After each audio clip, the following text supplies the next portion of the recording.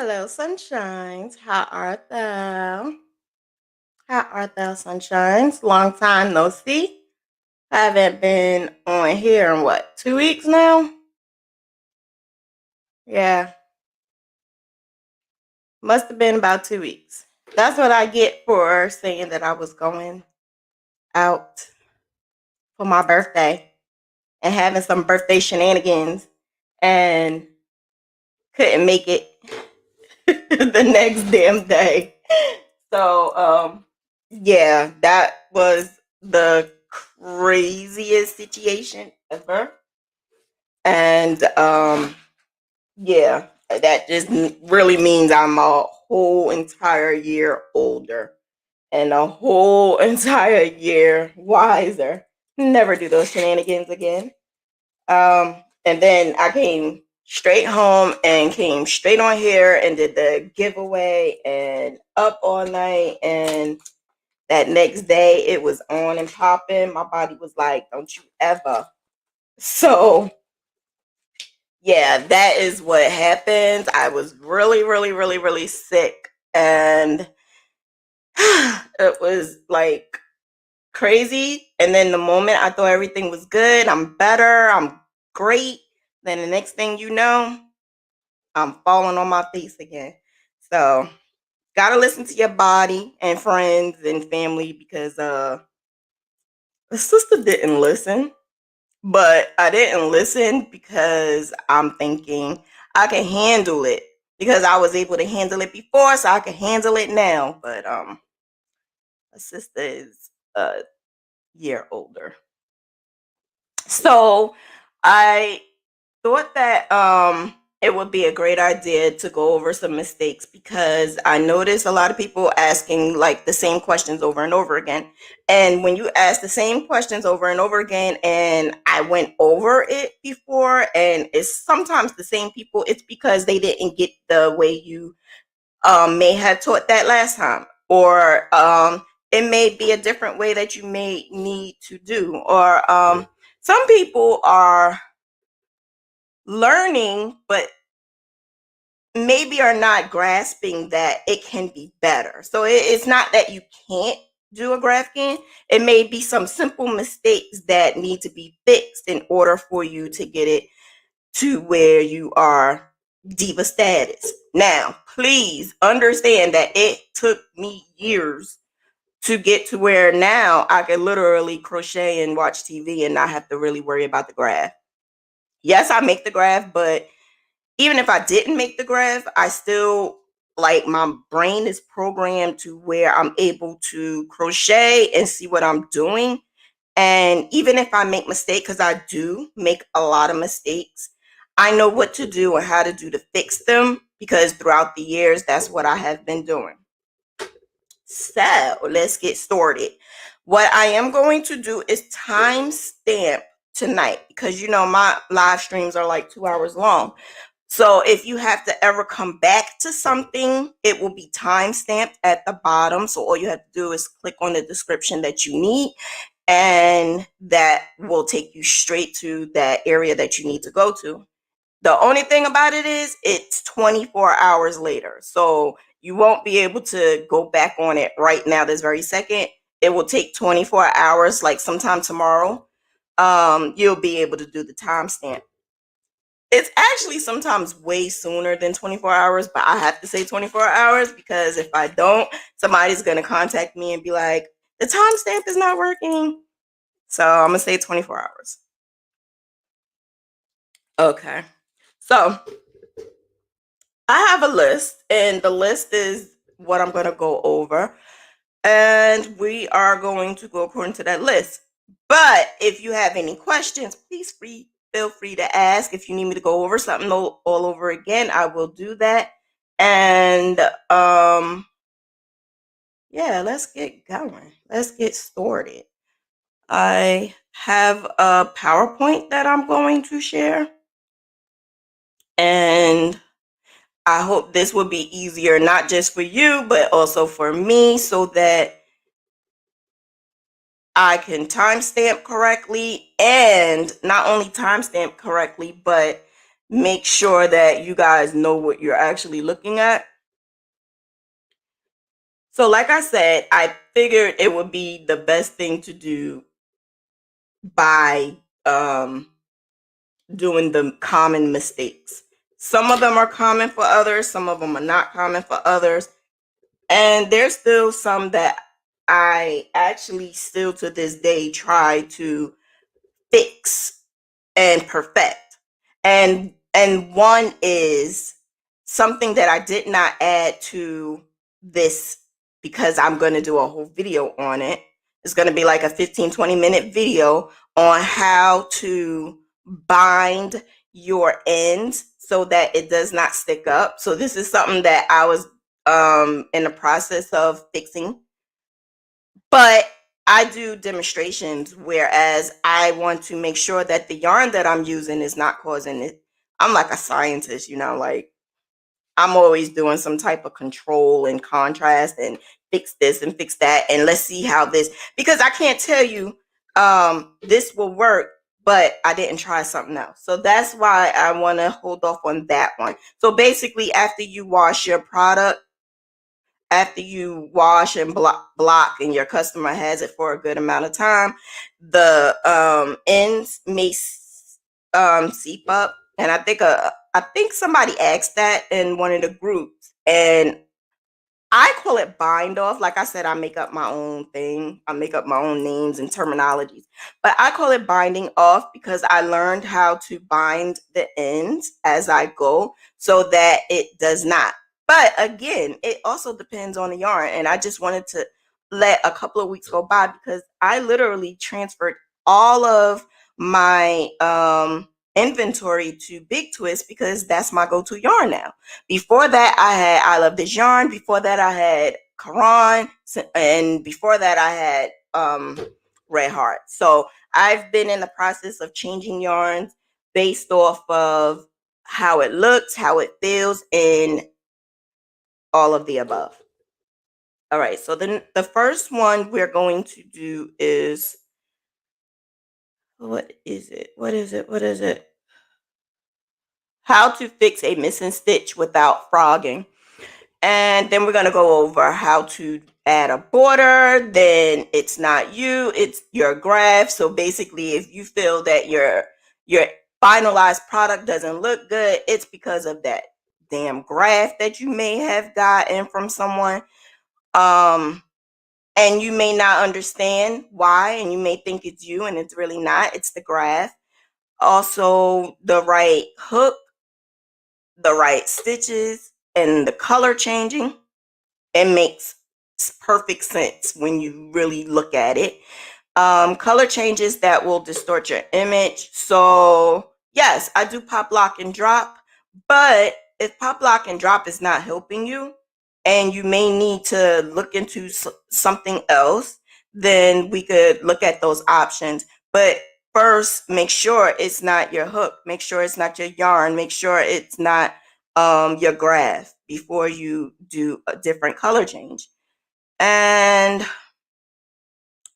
weight, the weight of your yarn. A lot of people make this common mistake as well by using, you could use as many colors as you want, but if they don't have a color in this brand, then you may want to use a different brand, which is good, but if you change the weight, that makes a difference, and then you're going to wonder why your project don't look right. All right, so how to fix a missing stitch without frogging. So, as you know, if you follow me, you know I do not like to frog at all. My time is very valuable. My time is like, if I have something I need to do, I need to make sure that I have that time allocated. What the hell am I trying to say? I have that time that I need to have to make sure that I'm not late with my orders, because 9 times out of 10 they're orders, and I want to just make sure that I don't have to keep starting over. And then I also give myself a lot of orders. And to do 2 to 3 blankets in 1 month, you don't have time to frog. Allocate it. Thank you, Cameron. I feel dumb. I feel real stupid. All right, so this right here, right? Let's say you made that mistake. And when you made the mistake, you did not add that part right there. So, when you are doing a Graphghan and you want to add your letters and you accidentally did not put that stitch in there, it's actually a different color, or at the end it moved over when it was supposed to be on this side, it's on that side. It always happens. It happens a lot, and it happens to me a whole lot. I 9 times out of 10, it happens almost at every single time I crochet.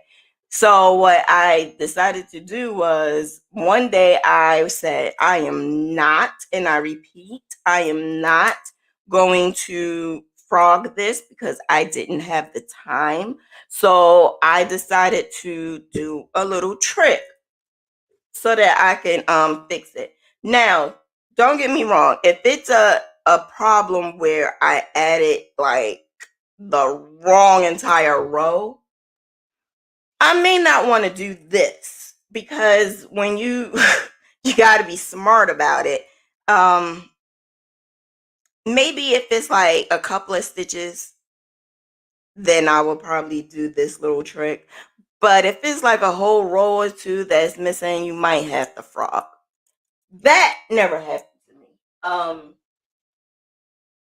I never had like a whole row missing, or maybe I missed the count or something, because the way I do my Graphghans is a little different than some of you. I don't count, which is weird, because when you count, you think you're going to get the right stitches, but 9 times out of 10, you might not get the right stitches. So it's just weird.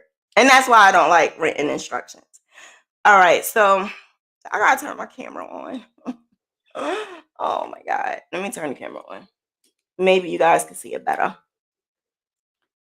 You can see it better if I do this, so that I could be the right tutorial diva, right?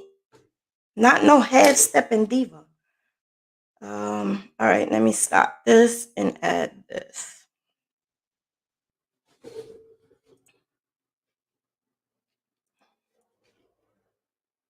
It just stopped on me. What happened? It just stopped on me. See, this is why I don't like doing this. This is why I don't like doing this. But yeah, when I do the fixing the stitches, it's really, really simple. You're going to be like, that's all you do? Yeah, that's all I do, girls. I do not do anything hard. And whatever I do, it's going to be really quick, because I ain't got time to be messing around with people. Divas don't have time to mess around with people, okay? Are you sure? Okay.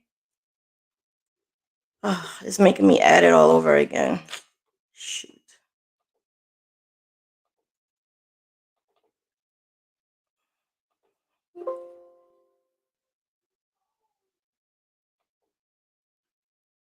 Did it start? Did it start? Restart. Restart.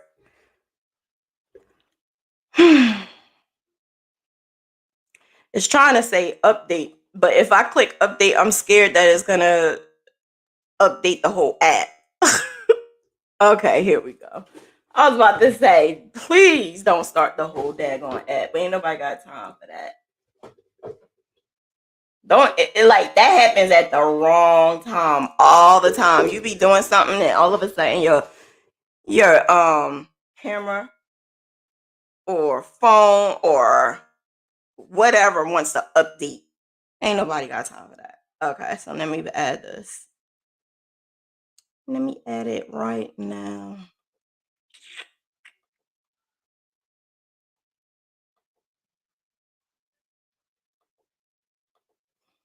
Okay, here we go.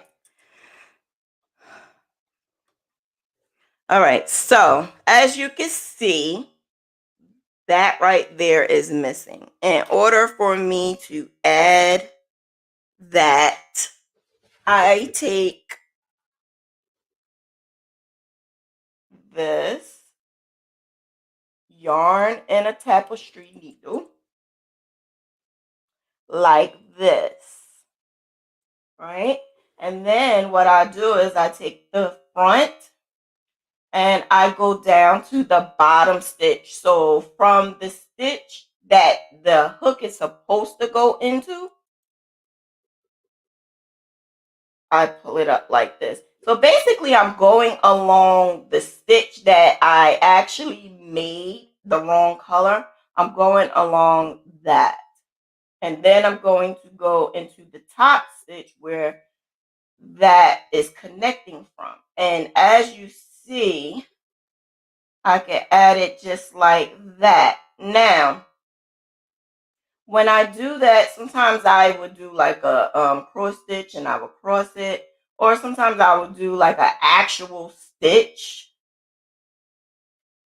And I would use just one of these strings instead of two.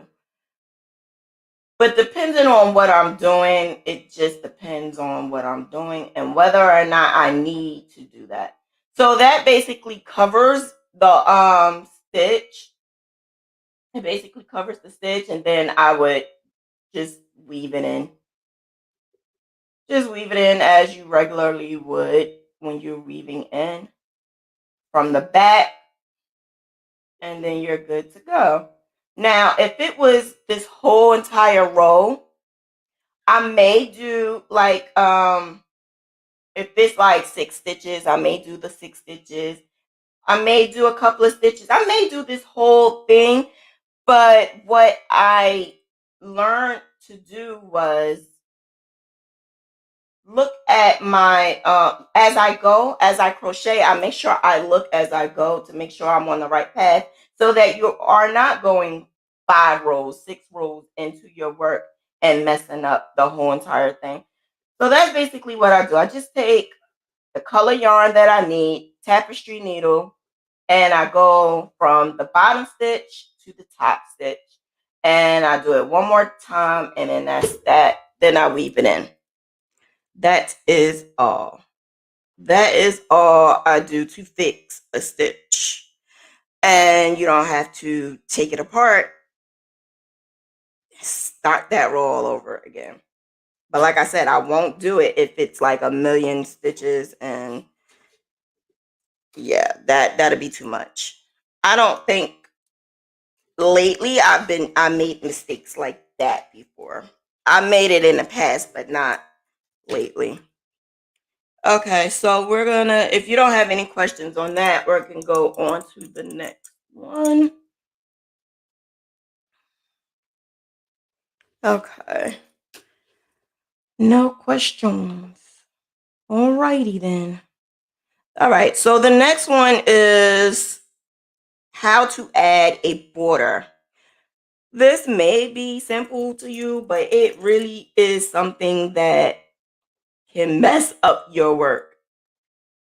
And what I mean by mess up your work is you already want your image to look good, and then seal the deal with just, even if it's just 1 row or 2 rows, just doing it can help your product have that finished look.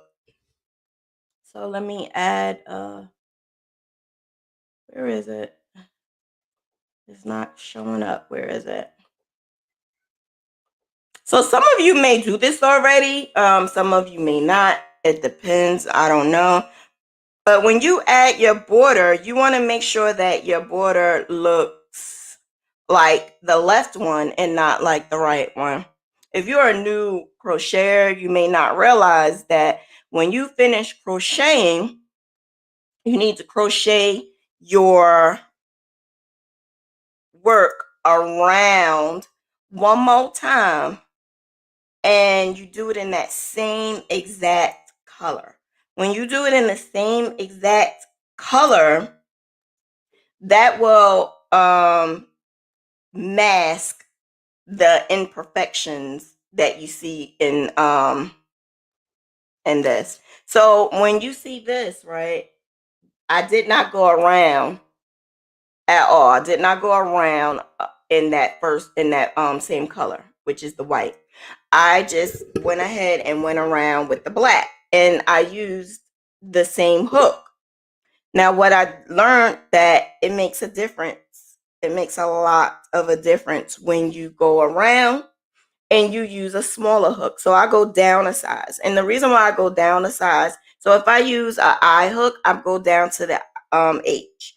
And the reason why I go down a hook is because I want the sides, you know how the sides are a little wonky because you're basically, that's your turning chain. So I want my sides to look good, whereas this does not. It looks like one is going up, one is going down. That's because that's your turning chain. So when you do it with the same color and you go down a size, you're able to get into the holes that you may not be able to get into if you had the same size hook, and it won't leave large holes. Like with this, I have holes. You don't want those holes on the sides. So going down a size will help. Going over one good time with that same exact yarn helps. And in the corners, a lot of people I saw may not realize it, but it makes a difference if you want your ends to be round or if you want it to be squared off and pointy. And I don't think some of you know what that means. So when you are going in your corners, you're going to put a single crochet, 2 chains, and a single crochet in that one corner. And that right there makes your edges pointy. When you go around, some people may use 3 single crochets. You could do that, but the 2 chains will make it more pointier. And the 3 single crochet is kind of round. It like rounds it off. And so when you use that the 3 in that corner, and then you go around here and you go to the sides, and then you go do this corner, then you do the bottom, that right there helps when you do it with the same exact color. And then you go over with a contrast color and it will be way neat. So when you go over with the second color, you're doing the same thing with the corners, but you're adding to that the 2 chains, you're adding the single crochet, the 2 chains, and then single crochet to that corner.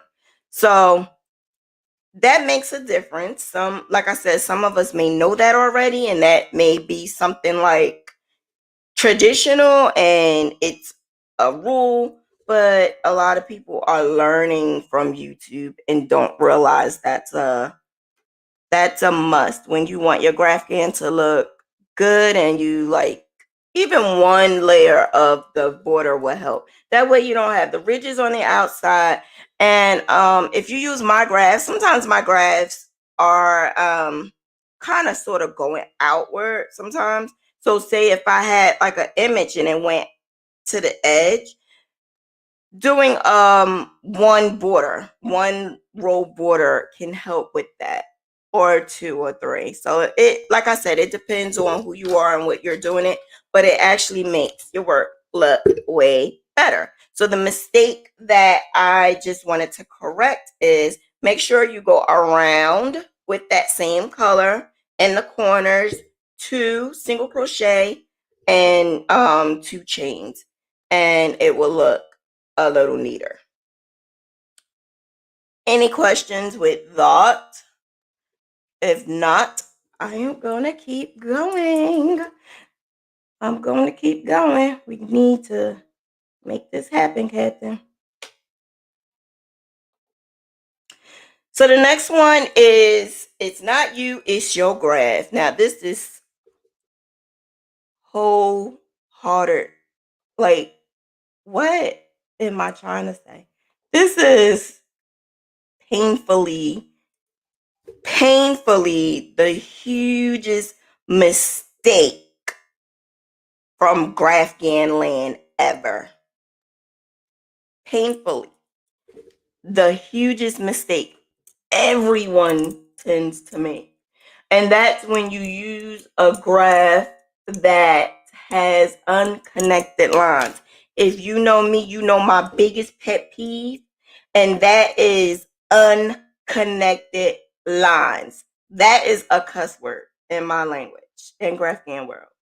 Unconnected lines is those people who really don't know what they're doing. People who don't realize that that makes or break your work. Now, just because you know how to crochet really neat and you know how to change colors and it's perfect. It's like perfection at its best. But if you have a bad graph, it looks like shit.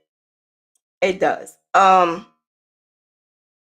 people may want to argue with me about that, but what you can't argue is my stuff look good. You can't argue about that. You can't argue with me about my work. What you can argue with me about is your shit looks horrible if you do not have good graph. A good graph.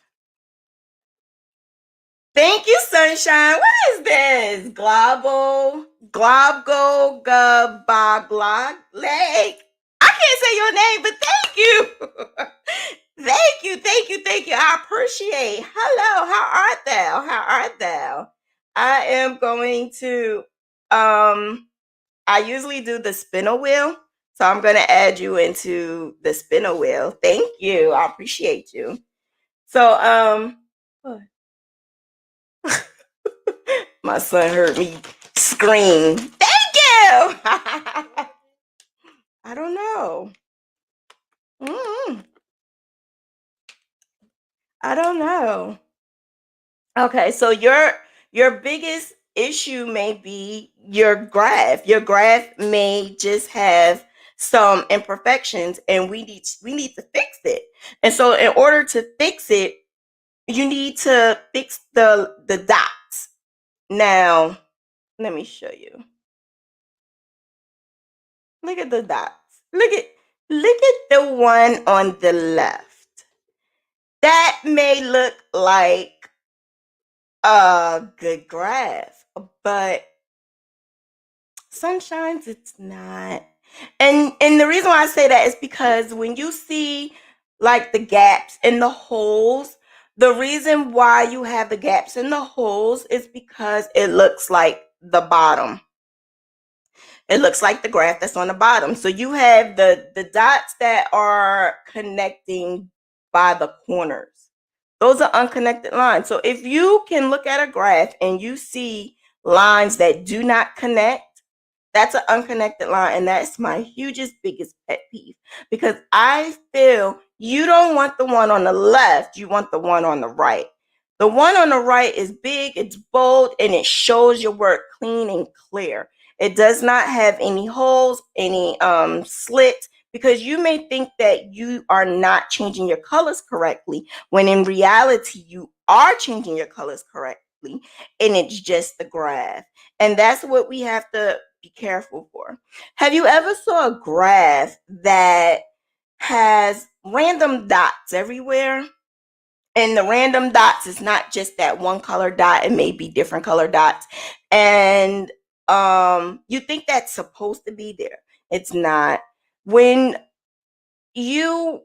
you want to make your Graphghan look good and popping, you not only need to make sure that your lines are correct, and you want to clean it to the best of your ability. However, where you could clean it and make it look like it's what it's supposed to look like, that would be the best graph ever.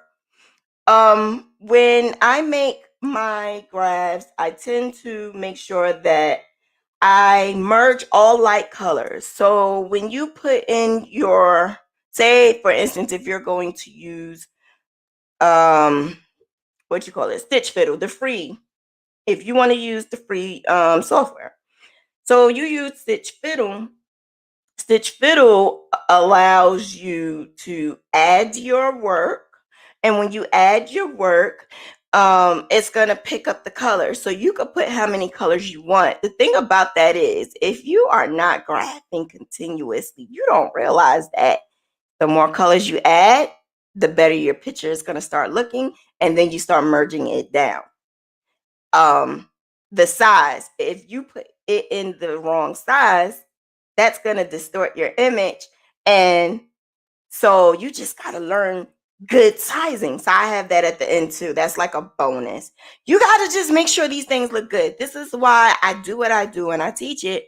The thing about it is, if you're going to do a Graphghan and pick up off of, like how I started, let me just go back. How I started was, I saw someone making a Graphghan and it was like, I need to do this. This is something I need to do. And this was back in 2010, 2011.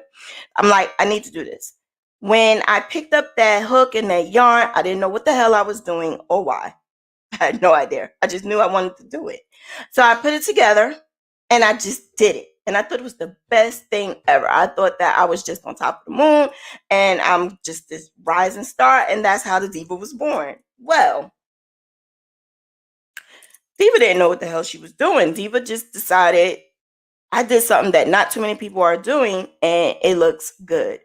And I showed you guys how it looked. I'm not going back there again. But I've done it many, many times. And I've showed you how my work looked from the past to where it looks now. And that is what is needed from me getting to learn how to maneuver, me getting to learn how to change colors, me getting to learn the yarns, the feels. That's how I'm able to say, I'm doing what I'm doing. I could teach you guys. So when it comes down to that graph, like I said in the past, I used to graph to crochet and crochet to graph, if that makes sense. If it don't make sense, I don't know how else to say it. I used to be able to graph something and then crochet it. And then I would kind of sort of do it the opposite way so that I could see how what I'm crocheting is going to look good. So like the picture, that's my girlfriend Sparkles from back in the day. She did this sample for me, so I still use this sample. What you see is exactly what you get when you are crocheting. When I graph and you buy my graph, you are buying the work that you want and that you want it to come out looking superb. Whereas you get a graph with unconnected lines, you're going to get the unconnected lines when you are crocheting. So the biggest mistake is we tend to get a bad graph. You go on Etsy or whatever, or group or whatever, and you purchase your graph. You want to be careful. So what you want to do is make sure that the grapher is good. The grapher is a good grapher. The grapher is knowing what they do. You see their work. You not only see their graphs, but you see their work. Because how are you going to sell a graph and you only did one thing? You need to make sure that you are not getting a graph from someone who's learning themselves or may not know what they're doing. There is someone that I actually taught back in the days, because I used to do these classes like monthly. When I taught her how to graph, she never finished the class, but she tells people that she took my class and she tells me I'm the diva and all of that. The thing about it is she does not follow this rule. This is a mistake. The thing about it is I don't want to tell anybody that I taught her because she never finished the class. So she never realized that her work can be better as long as you have a good graph. So the argument can be, can my work really be better? Is it a mistake that I bought this bad graph? Or is it that I don't see anything wrong with it? To each his own. This is your preference. It's up to you on how you want your work to be. So if you want to sell like how I sell and get customers like how I get customers, you don't want to say, "Oh, it looks good," and everybody else say it look good, but it can be better.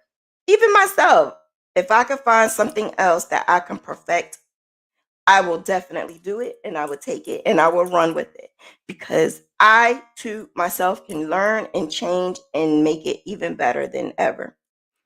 So that's some common mistake. Just making sure that your graph looks good.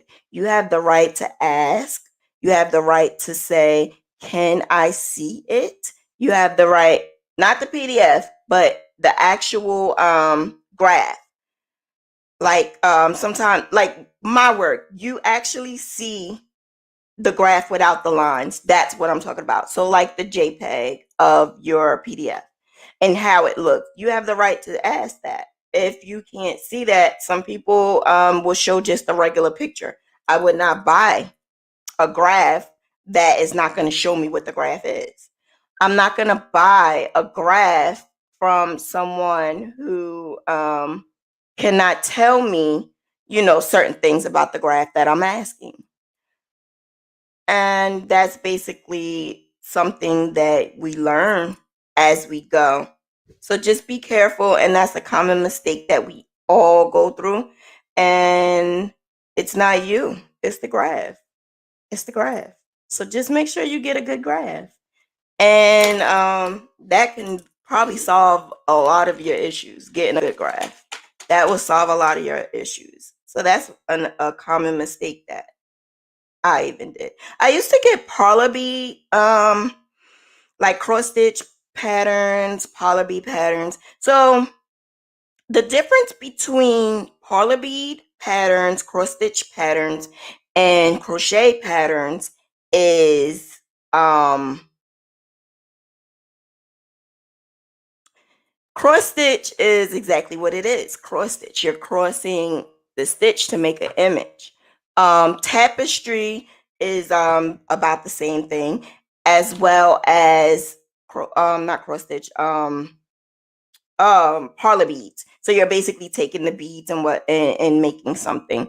When you are crocheting, it's a whole nother situation going on. So as you're crocheting, you just want to make sure that your stitches look good.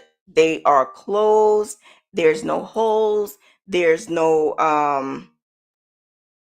like looking wonky, because as you're crocheting from left to right, right to left, or right to left, left to right. So when you're doing that, it's going to look like this, and it's going to be a little jagged. So it's not like cross stitch where everything is going in a straight line.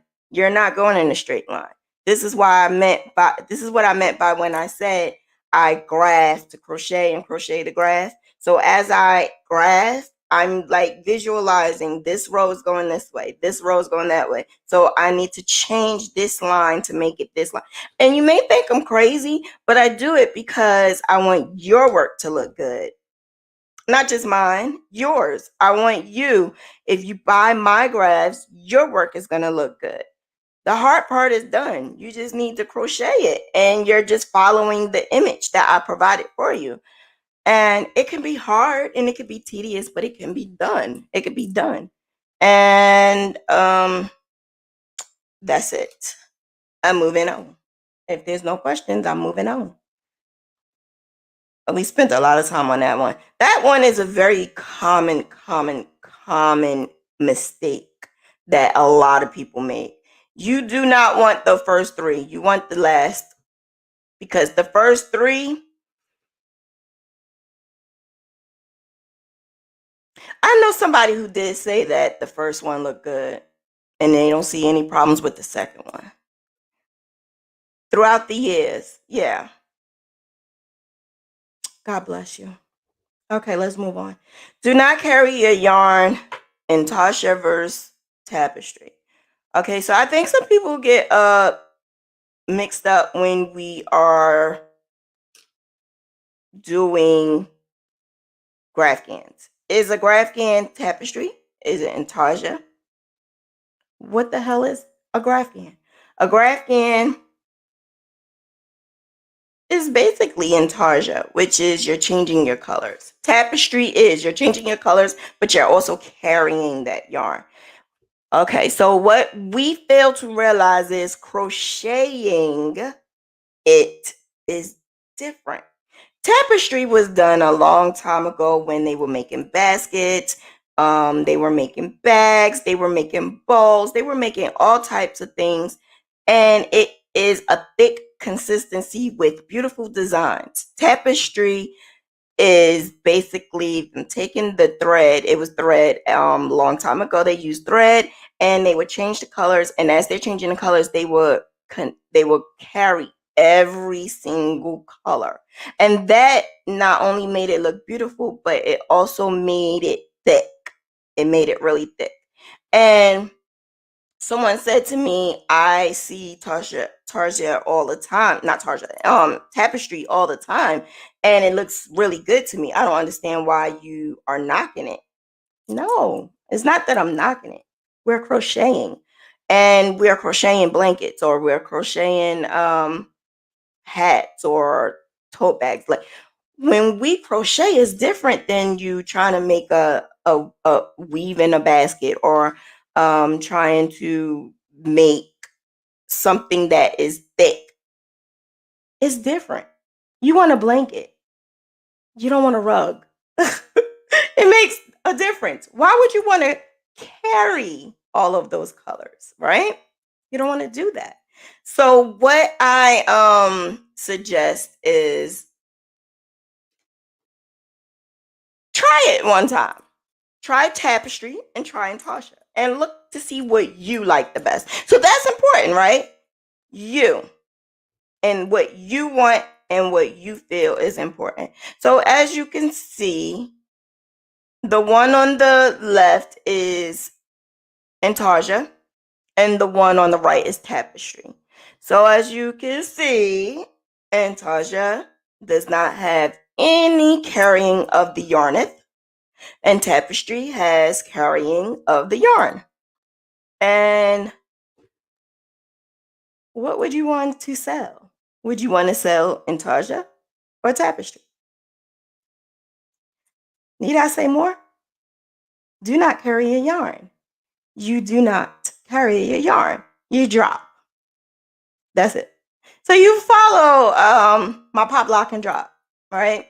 So I'm popping it in the stitch and locking it in so that the colors don't move, and I'm dropping it like it's hot because it's going to be hot when I'm finished, right? So pop, lock, and drop. You're popping it, you're locking it, and you're dropping it. And you don't do that with tapestry. With tapestry, you're just crocheting left to right, right to left, left to right, right to left. And you're taking that yarn with you. I actually see some people stop when you get to the end and then drop it, cut, and then start all over. You stop there, you drop it, you cut, and then you start all over. That would drive me absolutely insane because now you have to weave in all of those ends. So I have videos that you can definitely look at so that you can follow the way I do my weaving.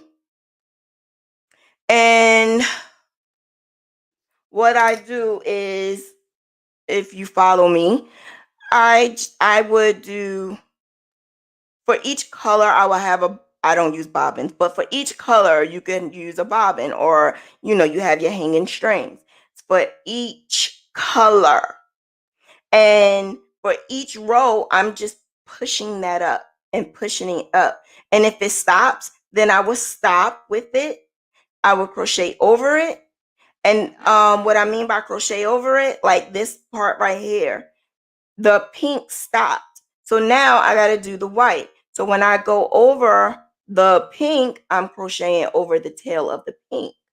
you cannot tell that I did that because I'm crocheting over that same exact color. The tail of the pink is the same exact color. So the mistake that we tend to do is we either stop or you tie it, you knot it, you either cut, and that's a mistake that can cause you to have to spend 1,000 hours weaving in. Sometimes your work doesn't look superb when you do it. It's one thing I didn't add, and that's when you are crocheting and you drop to the back, and then when you turn around you drop to the back again, and then you turn around and you drop to the back again. So every time you dropping it to the back, the yarn is hanging in the back, and then you turn around, the yarn is hanging in the front. So you have yarn hanging in the front and yarn hanging in the back, and that will also distort your image as well. Distorting your image can be multiple things, and weaving in your ends from the front can distort your image. You ain't know that? It can. For instance, this right here, I just added this. I just added to fix the mistake, which is 11:05 if you want to timestamp it. To fix the stitch, I literally just took my what is this? Hook. I think I've been gone too long, y'all. 2 weeks is a long time. Like I feel like this is all new to me again. So I took my tapestry needle and I went through the front and then from the bottom stitch to the top stitch, just so that I could fix my stitch, right? Now, imagine I'm gonna show you something. I'm gonna show you something. Imagine I crocheted and I let it hang from the front. The reason why I don't let my stitches hang from the front is because I will have to weave it in, and I will have to weave it in from the front to the back. That can basically distort your image. And let me show you.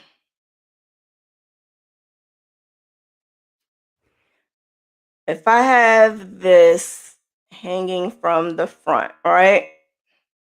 Let me move this. I have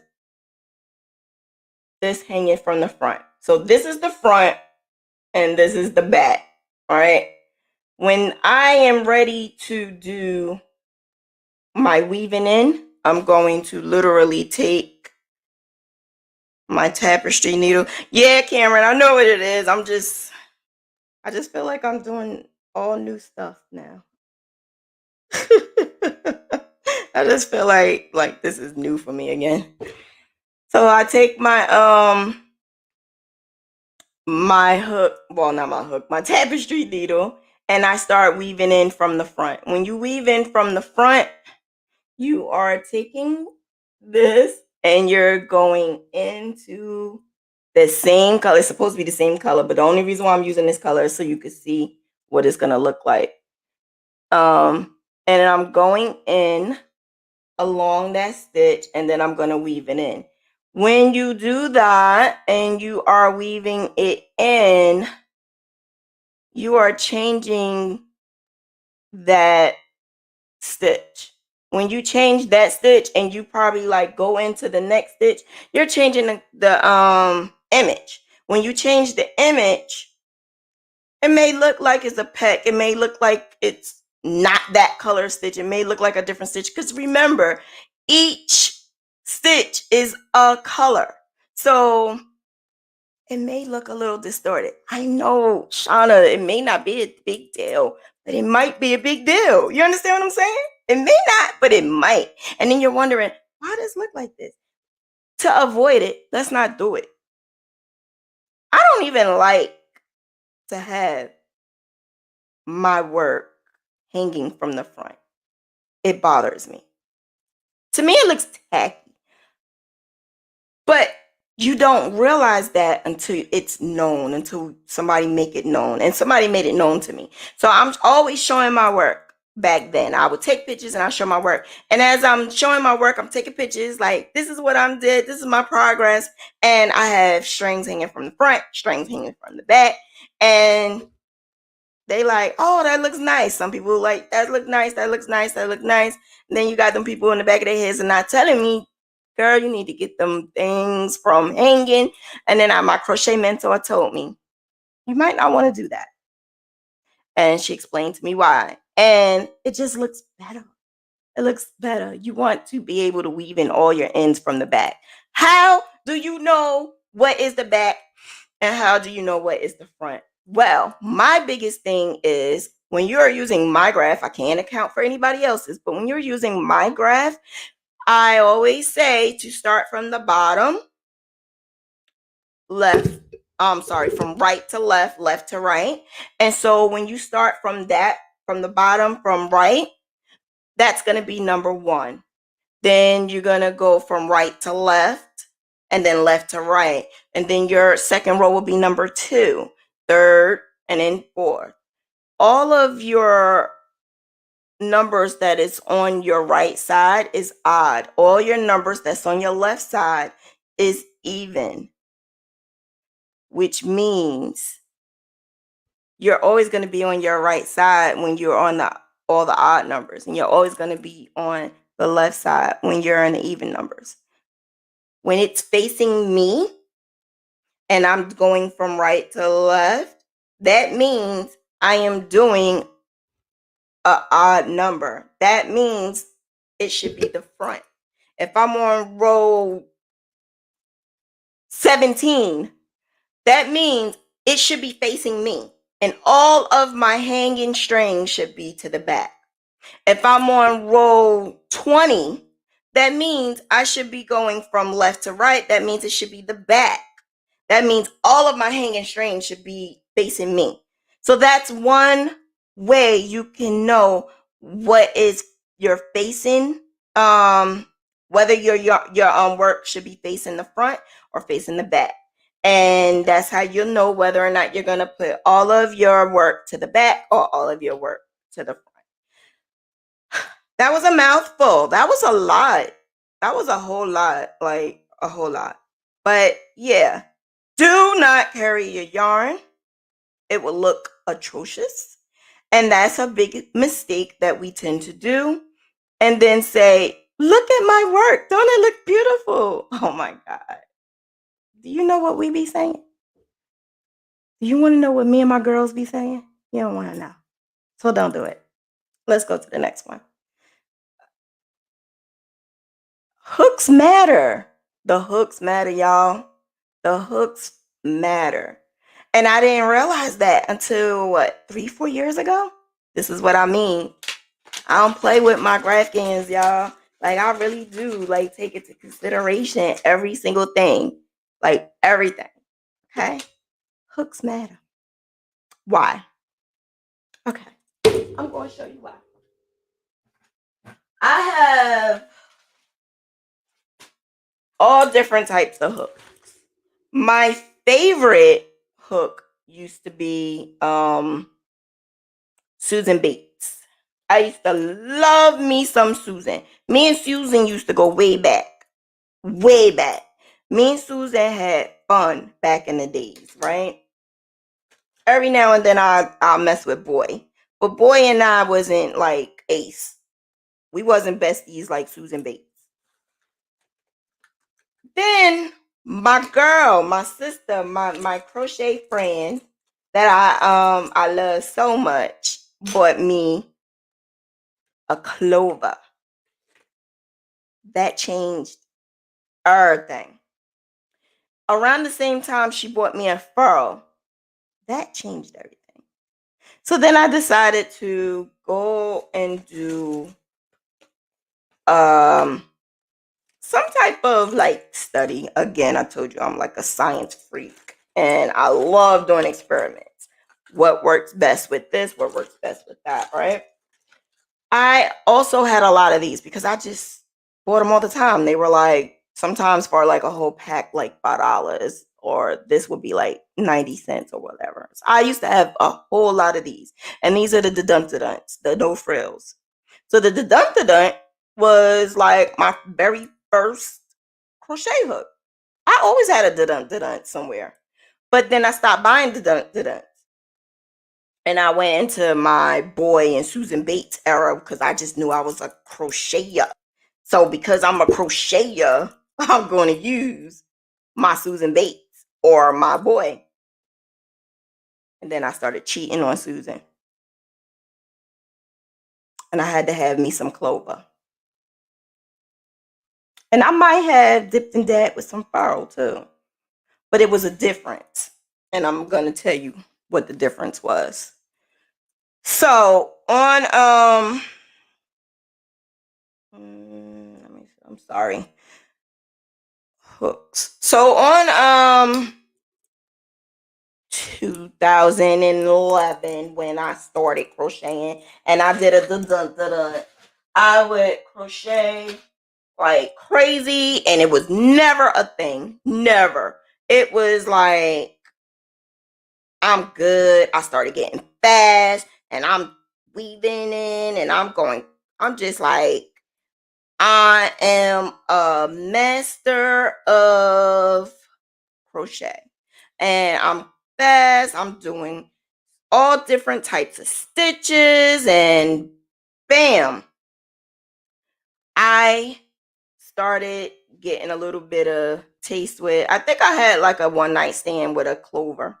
So when I had the one night stand with the clover, I said, okay, I like, but I didn't really use it too much again. Then that's when I had got a gift with the furrow. When I had got the gift with the furrow, I couldn't stop. The furrow had me coming and like I just had to keep going back and forth to furrows. That was a love for me. Then I like I said, I did the experiment with the different types of yarns and the different types of hooks, and I realized that it was definitely a difference. And furrows, I think I used for like almost a year. Like for a whole year, I wouldn't use anything else but furrows. Now, the difference is the smoothness, whether it's wood, whether it's plastic, you know you best. You know you best. You know what's good for you. So you, as you crochet and you crochet very well and you don't have any gaps and stuff, because you realize that depending on what type of hook you use, you may have a gap. It may be your stitches may be loose, it may be tight. If you're crocheting with a hook that is a dun like what I'm doing now, and you have hand problems like what I have, which is I have rheumatoid arthritis. So rheumatoid disease is not just arthritis, it's a actual autoimmune disorder, and it causes my joints to be very like inflamed. So my hands get swollen and painful, and even if you have regular arthritis, it happens. Now I noticed when I also changed my colors, it was not flowing like I needed to flow. So it would be like a little gap. And that's what made me also start doing the pop, lock, and drop, because I realized I had to lock it in there in order for it to look like I'm changing one color to another color without basically making it look like I'm changing colors, if you know what I mean. You want to change colors, but you don't want it to look like you change colors. You just want this stitch to be this color and that stitch to be that color. But you can see the changes with the Susan Bates. I didn't have any problems. The problem with Susan Bates was I loved the way the hook was, but the issue was this metal right here, it causes this. So as you're going, sometimes you're like, this. It's not smooth. You want to crochet smooth. You want your hook to glide on your yarn. And so what I used to do was I used to go like this, just to, if it goes up my finger like smooth and I didn't have any static, then I'd be like, okay, I could use it. But it's not. This is not. Then when I started using the furrow, now this is smooth. And this, I didn't have any static. So I thought this would be perfect. And so I would use furrow. And not only was the furrow good when it came to the smoothness, it was good because of my hand. It has this thick handle, right? We need thickness. And that solved that problem. And this is the reason why I used to dip and dab and cheat on Susan Bates. Boy really wasn't boy is very short, if you understand what I mean. Boy, um sometimes it just wasn't my thing. But Susan Bates could get it. Susan Bates can get it all the time. And then, like I said, I got into this. As you can see, can you tell the difference? Can you see my stitches and the difference from the da-dun da-dun to the furrow? This was $33. $33. Is it worth it? It can be. But Clover is about 7, and it is better. It is 180% times better.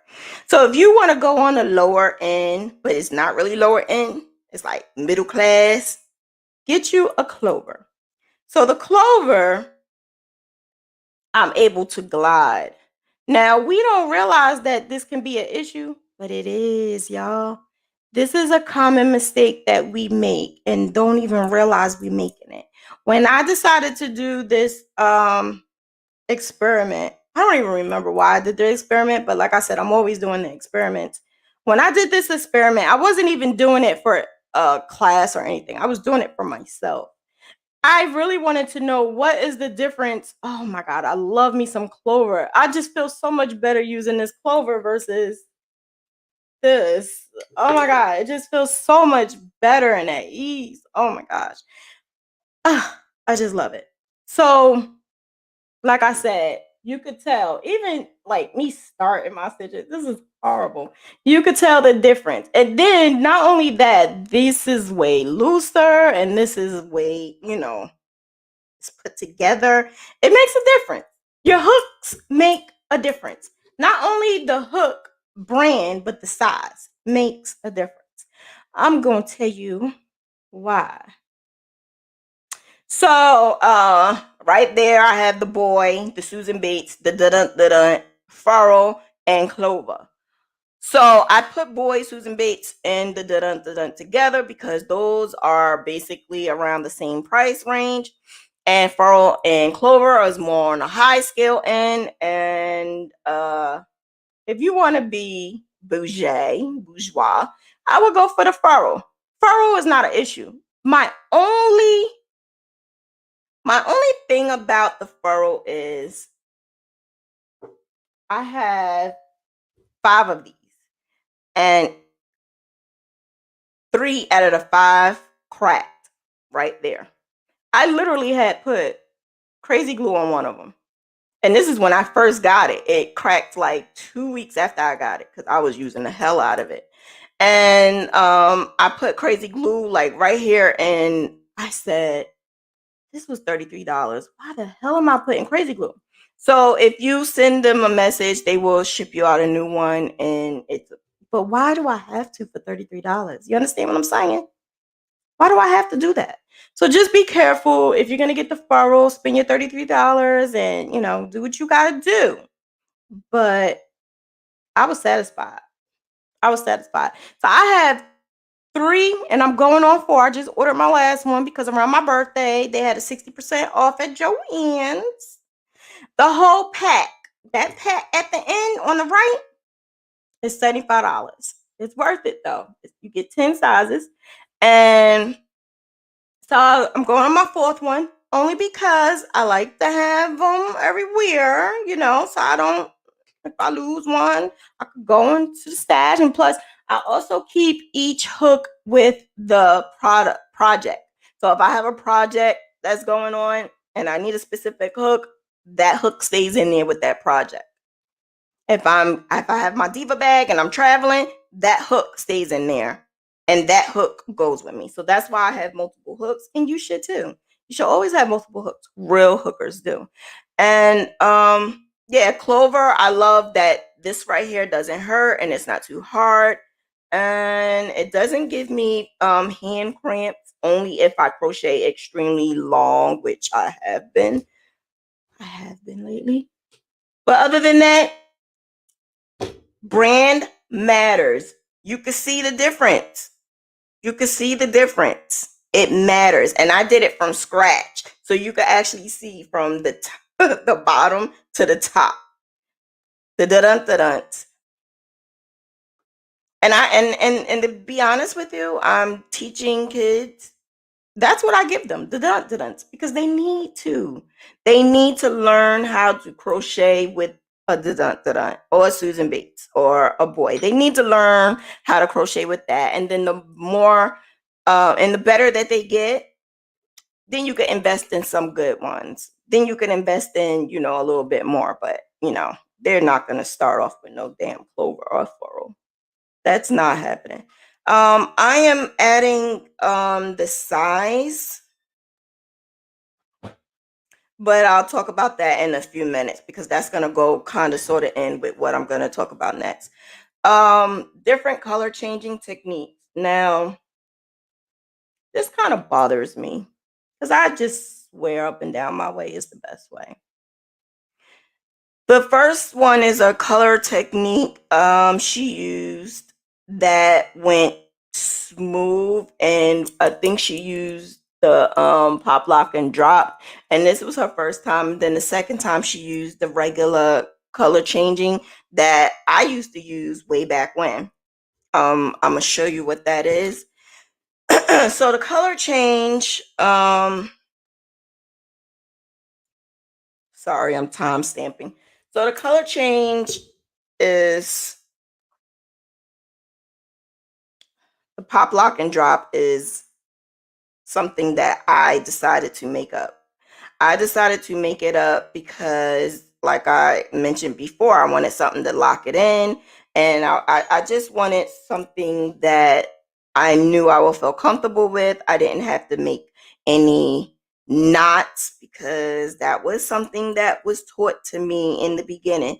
I had to make knots, and I didn't like making the knots because I was making baby blankets. And when you feel the baby blanket, sometimes you can feel those knots, or sometimes they come out and you can see the knots. And I just was not feeling that. So I did the technique that I learned, pop, lock, and drop. You are more than welcome to learn how to do the pop, lock, and drop, which is in another video. You could go and look at that and pop, lock, and drop, pop, lock, and drop, pop, lock, and drop. I have a full video on that if you wanted to go and check that out. But what I'm going to do is show you the one technique. So my pop, lock, and drop is basically, I'm going to do the single crochet. You just have to know how to do the extended version. So I go in, so I pop it in the stitch, right? I pull out a loop. So now you have 2 on the hook. Then I add my next color. When I add my next color, I am going like that, and I'm going to tug down on the back. As I'm going, I'm just going to let the tail hang. And I go into the next one. Wait, I'm sorry. I just messed that all up. When you are doing the color change, so the stitch before your color change is where you're gonna start, because I think that's where a lot of people mess up at. Do I have to turn my camera on? Please tell me I don't.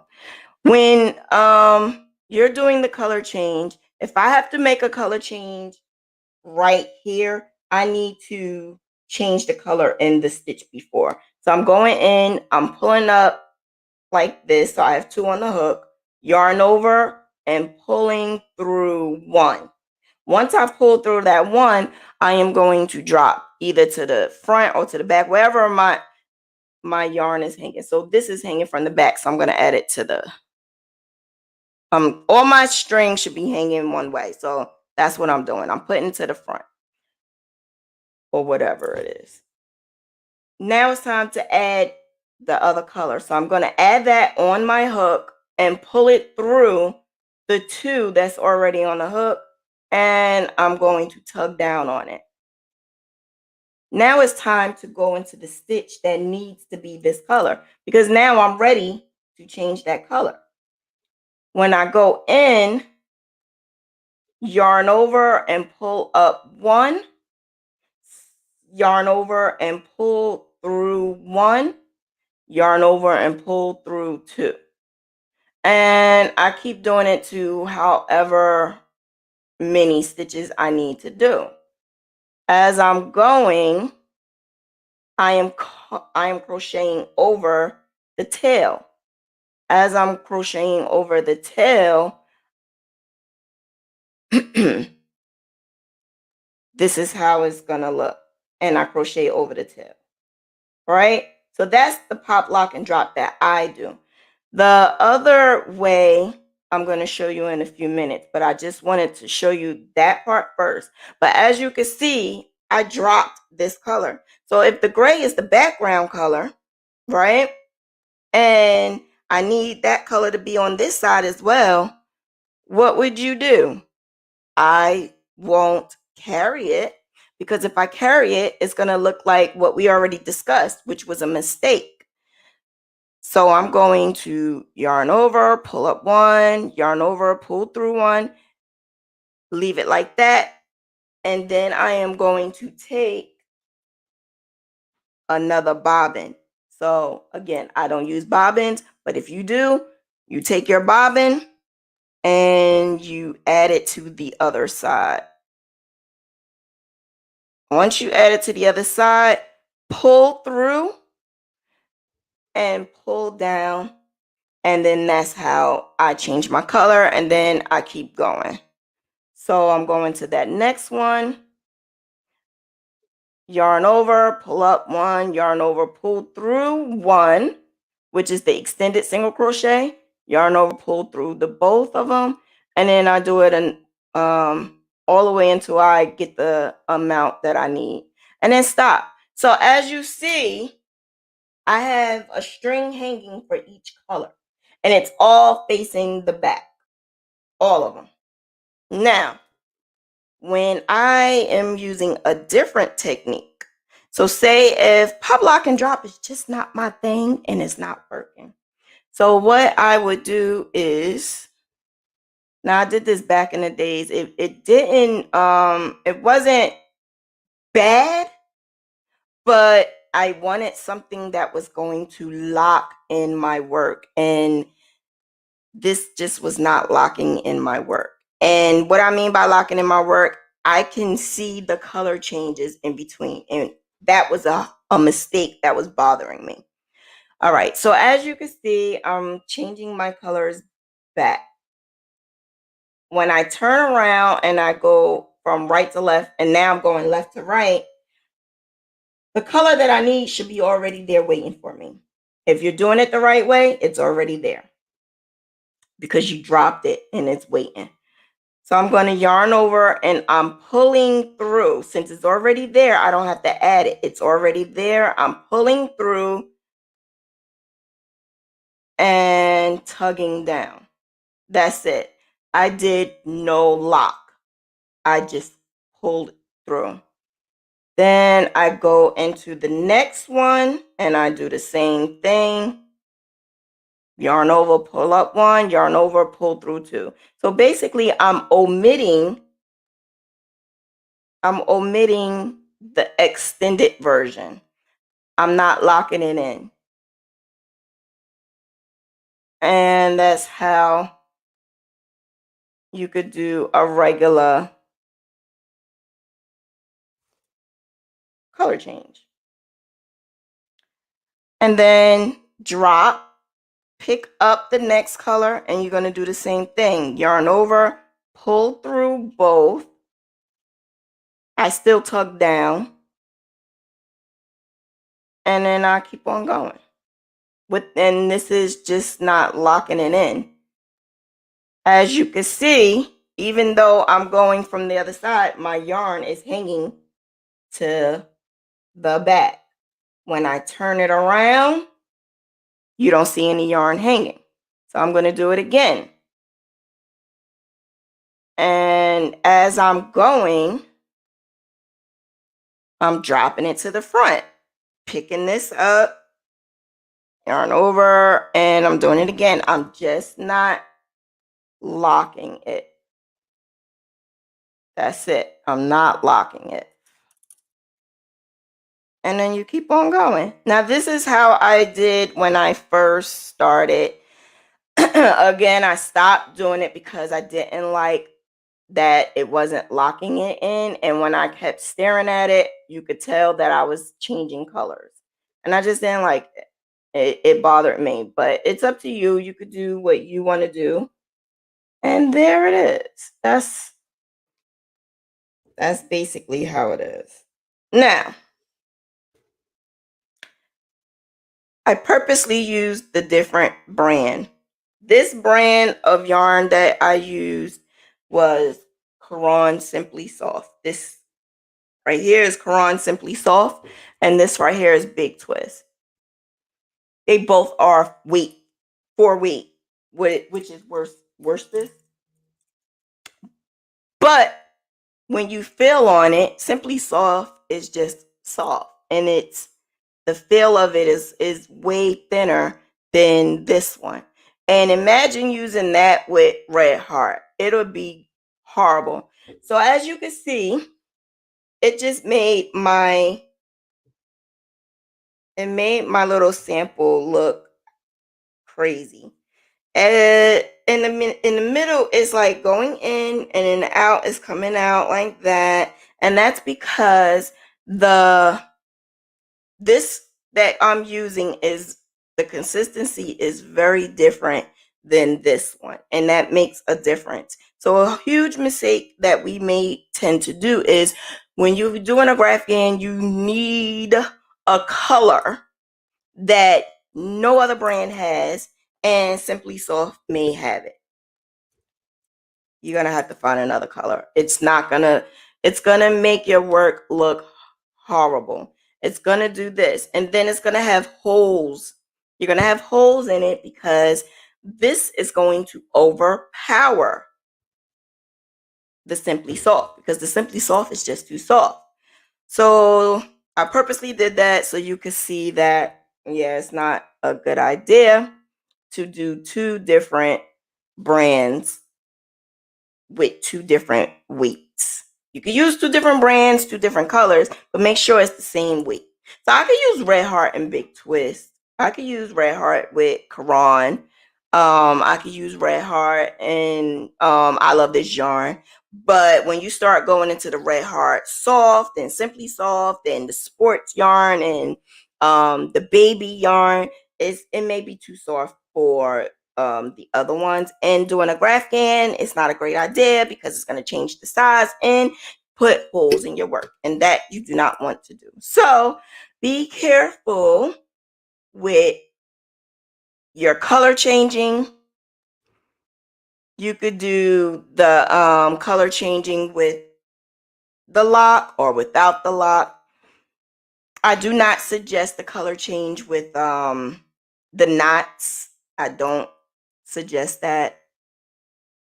Don't do that. All right, so what's next? No questions. I'm going to keep on moving. I already went through this a little bit with the hooks. You just want to make sure that the size hook that you're going to use is consistent with the size yarn that you're using.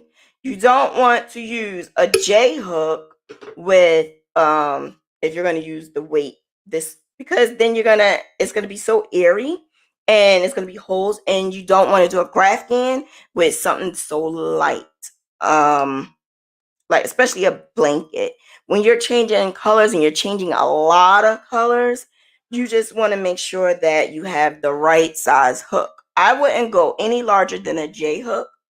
My preferred size is I, and the anything larger is just going to kind of make it a little bit unproportionate. You want your work to be proportional, and K or more you may want to use it to make your work bigger. Just use a better graph or add extra rolls or something. Don't use K because it's a little too big, and it's not really for this. It's for like chunky yarn. You get what I'm saying? Like, I don't think some people get that part. There's a reason why they have on the label preferred hook size, preferred needle size. It's a reason. And that reason can make a huge mistake with your Graphghan. So don't do it. Don't do it. Make this world a better place for you and for me, and use the right size hook. Okay, so the next one is, we're going to keep it moving, y'all. Keep it moving. Weaving in your ends. I think I spoke about this kind of sort of already. You just don't want to tie the knot. You want to make sure that your work is on one side. All your string is hanging on one side, and the other side is clear of any of that. You just want to make sure that when you're doing your color changing, you could do the pop, lock, and drop, or you could do the other one without the lock. It's up to you, and it depends on your crocheting and who you are and what you do. Just have confidence. I don't know if you realize it, but if you ever sang, right, and you sing in front of somebody, it's different than singing in the shower. When you're singing in the shower, you're singing by yourself, and you have so much confidence in yourself because you're singing by yourself. So you may just be able to get a tune, and you'll be like, oh, I could sing. I could get that. I have a tune. But when you sing in front of somebody else, that tune disappears, and then you like toned it, and then you like, that wasn't the note that I had the other morning. That's because your confidence is a little bit lowered because you are, you may be a little nervous. You may be anxious because you're singing in front of someone versus in the bathroom, there's nobody around, and you just singing your heart out, and you are confident enough to make that tune. That's just about how it is with crocheting. When you're confident in what you're doing and you practice and practice and practice, your stitches get better. Your stitches are smoother. Your images are smoother. Your the switching the colors is good. Just have confidence in yourself. It helps. It really do. It helps. When you're nervous and you're practicing and you're trying to perfect it and you're nervous, it shows in your work. It shows. And that's a huge mistake that we make. And this goes for all crochet, not just Graphghans. It shows in your work, and you just want to be careful and don't show that. Be confident. Okay, so I already mentioned the size, the weight of the yarn and the size matters. If you're going to use, like, I know someone that used to do Graphghans with a G. I never understood why, though. I never understood why she was using a G, because it's obviously going to be super duper tiny. And I just couldn't understand. Not saying the image would be wrong, it would be just tiny. And so Just never understood it. Why would you want it so tiny? Unless it's a huge, huge blanket and you want it to do like maybe C2C, and C2C is very large and very, very it's a yarn hoarder.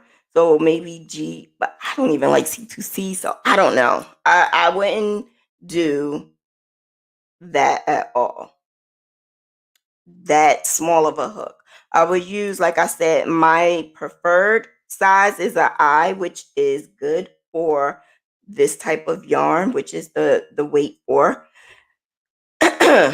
um, so in the photo, you see the crosses, right? So the first cross is, I'm going to enlarge it. The first cross is single crochet. Is that single crochet? No, it's not. That's half double crochet.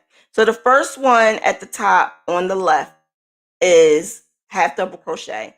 The second one, the pink one next to it, is the pink with the black cross. That one is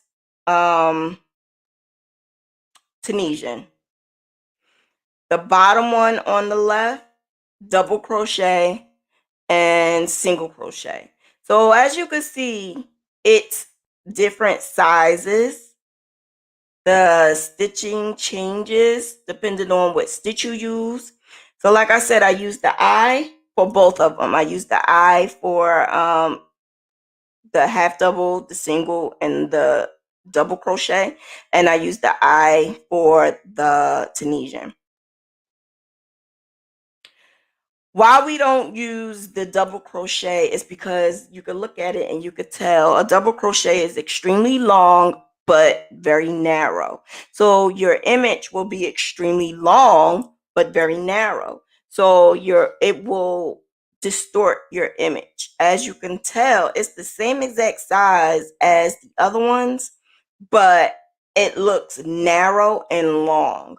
So if you wanted to make a blanket out of, say for instance, my graph, I'm gonna pick one, maybe the Winnie the Pooh graph. If you ever wanted to do the Winnie the Pooh graph and you did double crochet, it's gonna look unproportioned. It's not gonna look like it needs to look. It's going to be long, but it's also going to be very narrow.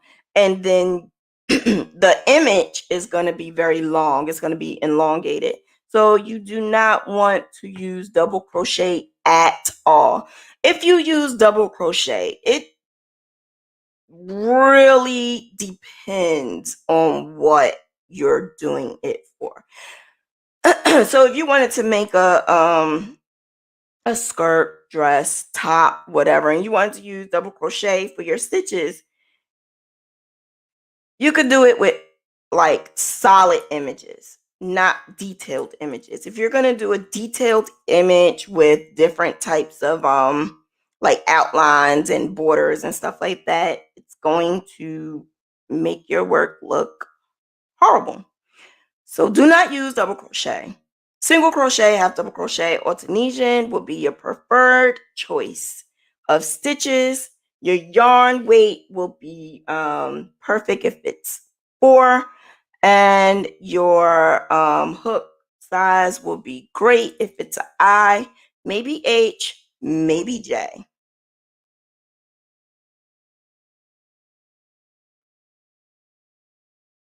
This is basically the types of yarn that you use and the types of yarn and the needle that you use for each one. So if we go right here in this middle, this is the worstest yarn, worstest, oh gosh, I don't know how to say it, which is the medium, number 4. That's basically what you're using, which is the I. Not really supposed to use the H, but some people do. You use the H for the number 3 and then the J. So those are like the ones that we would use for our Graphghan, because that's the size medium yarn that you use. So just be careful when you are looking at that.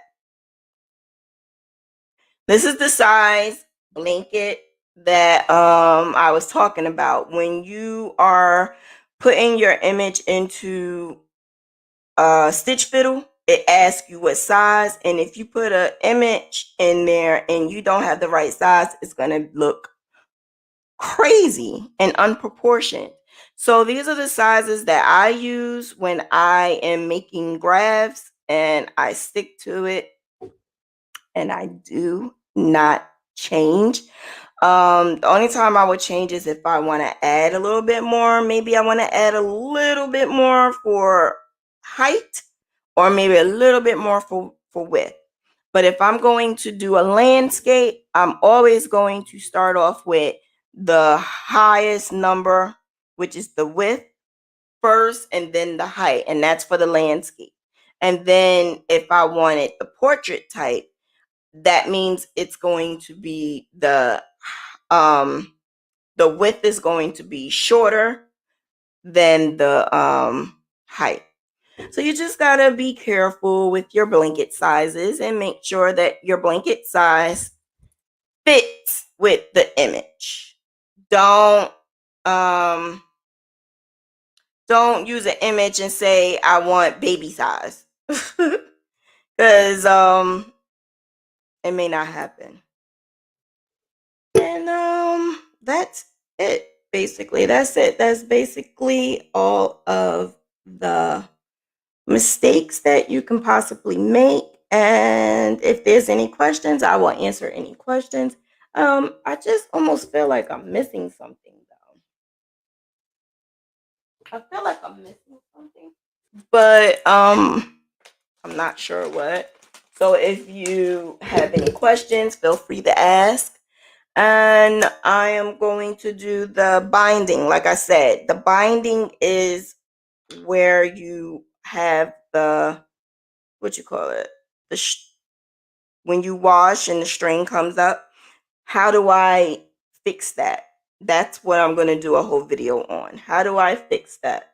I'm trying to find one, but my weaving is so good that, I can't help it. My weaving is just superb.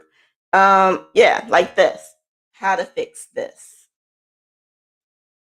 You see this? When you wash, how did this come up? I didn't even cut that, but say if you cut it and it hides in there, but when you wash, it starts peeking up a little bit. Yeah, I call it binding, and it's a technique that I use to kind of stop that. I don't have time to talk about all of that today, so I'm going to do a whole video on just that, and that's called binding. And I'm still debating on whether or not I'm going to put out that video of me and edibles and crocheting. That's probably what got me in trouble last week too, or the week before that. I don't know. But yeah.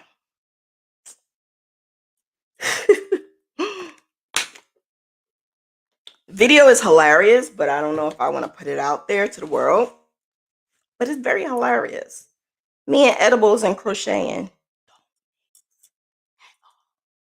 All right, so I'm going to wrap it up. Thank you very much for welcoming me back. Thank you for understanding and your patience. And I'm going to come back again for Sunday, Chronicles of a Crochet Diva. Tomorrow, I am going to do my Tunisian class.